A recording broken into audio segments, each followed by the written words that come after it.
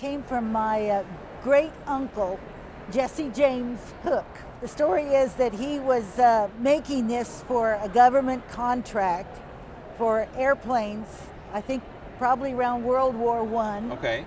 He got rejected because it was so fancy. Anyway, I inherited it. Well, let's have a look. So it is certainly very fancy.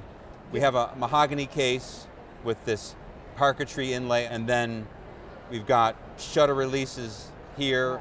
The back would have the film rolls at either end, and the lens itself is a Bausch & Lomb lens. So handmade, but with parts he probably either cannibalized or purchased from camera places, camera companies, in order to make it happen. Right. Now here we have a viewfinder, and then maybe here there might have been a front sight that would have aligned it that's now missing.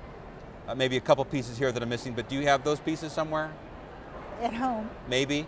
Okay, yes. Having those pieces is a good thing. So what's interesting about this camera is that it looks a lot like the aerial cameras that were eventually adopted by the government for military use, yes. But those were all metal, black painted metal housings. It's so similar to the eventual cameras, you got to wonder, even if they quote rejected it, did they somehow, were they inspired, were other people inspired by the similar design? All that said, we have a fascinating one-of-a-kind camera. So the appeal here is to camera folks as well as potentially military people, and honestly, lots of folks I know who are just interested in oddball things. I'd put this somewhere, retail, maybe in the $2,000 to $3,000 range. Good, that's wonderful.